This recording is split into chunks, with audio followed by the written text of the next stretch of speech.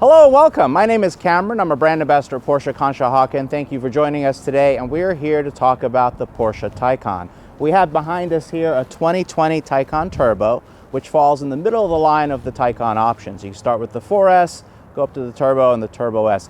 There's really a lot to talk about the Taycan, but I think most importantly is just to give you as the viewers an overview of what the Taycan is. Porsche Taycan was released in 2020. The first units arrived late 2019, and they're Porsche's first foray into the all-electric market. Now, Porsche's dabbled with electric from a hybrid perspective for several years with the Cayenne and the Panameras, but this is their first truly all-electric vehicle, and it is absolutely phenomenal. So we're here just to give it a few minutes and talk about this great car. When most people think electric, the first thing that comes to mind is Tesla. And there's no knocking Tesla, and Elon Musk and Tesla have made electric possible for the world. Were it not for those advancements, this car would not exist. What has Porsche done? Porsche has made electric Porsche. Most people, when they think of Porsche, they think of the 911 and performance and power. This car will deliver that same level of excitement, but yet carry two more people and doesn't require a trip to the gas station. From its massive surface-coated brakes to the ability of the car to accelerate from 0 to 60 in up to 2.4 seconds, to really one of the most important features, in my opinion, of this car, the ability to handle. There are two types of potential electric car market customers. One are those that are already in the market, whether they own a Tesla or an Audi e-tron or some other electric vehicle, and the others are the people that are actually considering going electric.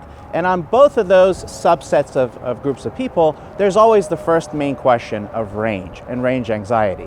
Porsche in the Taycan advertises a range of approximately 205 miles.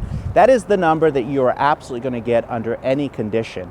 We, in our experience, have noted that most of our cars are getting between 240 and 260 miles in range. So when we talk about range and an accurate reflection of the range that you have, at this point in time, this car is telling us we have a 111-mile range. We're in normal mode. When you switch the car to Sport, the car is already predicting that you're going to have a slightly lower range, so now it's giving you 109. When you go into Sport Plus, the highest level of performance in the Taycan, now your predicted range is 106. I have repeatedly tried and tested this, and it is accurate without fail each and every time. We've had a Taycan Demo Turbo now for over a year that has 11,000 miles on it. The car is indestructible, still runs like a champ, but most importantly, every time it says whatever number it says in there, that is the number that we're getting. So to answer the question of range anxiety, while the number that you get right off the bat might be a low number, 205 in some relative terms, I have heard from a number of customers that have traded out of other electric cars into the Taycan that when their range is giving them a certain number, that's the number they're getting if they're driving the car very conservatively. At Porsche, you're getting that 205 or 225, 245 miles, regardless of how you drive this car.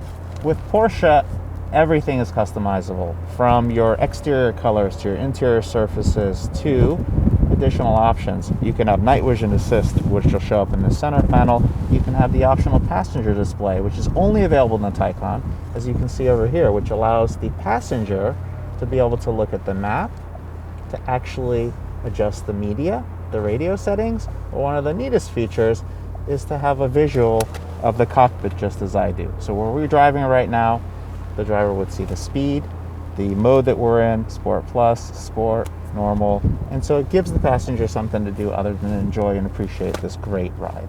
So I know the notion of driving an electric car seems possibly like it might be a second car, it might be unrealistic.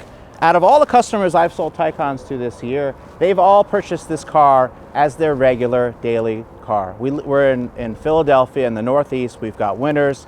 This car truly is meant and intended to be driven every day as your only car. I've personally driven this car in snow. You wouldn't think that this car would perform well. It was unbelievable. So really, I could rattle off statistics. I could talk about how beautiful the car is. What I would love for you to do is to call us at Porsche Conshohocken, make an appointment, come and drive the car, because that really is when the car sells itself.